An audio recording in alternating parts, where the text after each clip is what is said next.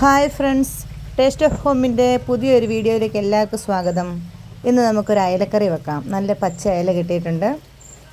എണ്ണ തിളച്ച് വരുമ്പോൾ അതിലേക്ക് അര സ്പൂൺ ഉലുവയും അര സ്പൂൺ കടുകും ചേർത്ത് അത് പൊട്ടി വരുമ്പോൾ നാം നേരത്തെ തയ്യാറാക്കി വെച്ചിരിക്കുന്ന തക്കാളി, വെളുത്തുള്ളി, ഇഞ്ചി, പച്ചമുളക്, ചെറിയുള്ളി, കരിയാപ്പില ഇതെല്ലാം ഫ്രഷാക്കി വെച്ചിട്ടുണ്ട്.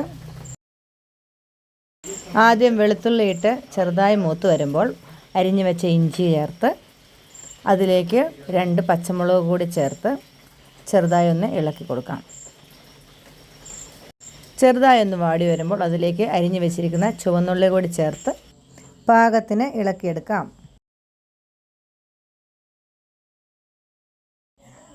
അതെല്ലാം ചെറുതായി വഴന്നു വരുമ്പോൾ നേരത്തെ മുറിച്ച് വെച്ചിരുന്ന തക്കാളി കൂടി ചേർത്ത് നന്നായി വഴറ്റാം. അപ്പോൾ ആവശ്യത്തിനുള്ള ഉപ്പ് കല്ല് കൂടെ നമുക്ക് ചേർക്കാം. തക്കാളി ഇതിനകത്ത് ചേർക്കുന്നത് വളരെ ടേസ്റ്റിയാണ്. നമുക്ക് എരിവും ഉപ്പും ഒക്കെ ഒന്ന് ബാലൻസ് ചെയ്യാനും ഒക്കെ നല്ലതാണ്. മാത്രമല്ല നല്ല തിക്കായിട്ടുള്ളൊരു ഗ്രേവി കറിക്ക് കിട്ടുകയും ചെയ്യും. അത് ഏകദേശം വഴന്നു കഴിയുമ്പോൾ ഒരു അര സ്പൂൺ മല്ലിപ്പൊടിയും ഒരു 1.5 സ്പൂൺ എരിവുള്ള മുളക് പൊടിയും ചേർത്ത് നന്നായി ഇളക്കിയെടുക്കുക.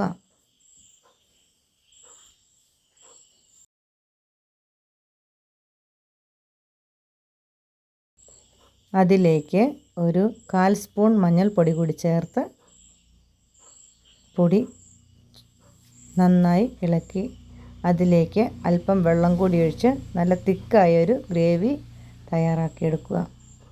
അതിലേക്ക് നേരത്തെ കഴുകി വെച്ച 3 ചുള കുടംപുളിയും കൂടി ഇട്ട് നന്നായി തിളപ്പിച്ച് പുളിയുടെ ടേസ്റ്റൊക്കെ ഇറങ്ങട്ടെ.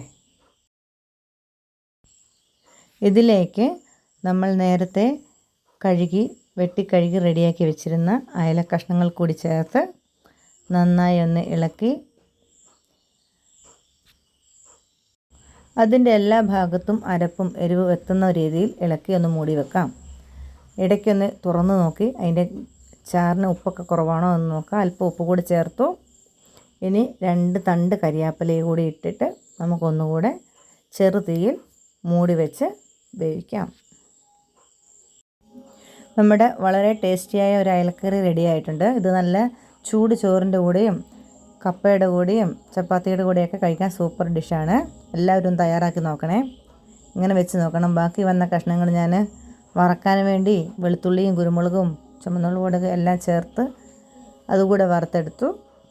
അപ്പോൾ നല്ല സ്വാദിഷ്ടമായൊരു കറി റെഡി ആയിട്ടുണ്ട്. എല്ലാവരും ഇത് ട്രൈ ചെയ്ത് നോക്കണേ. Thank you.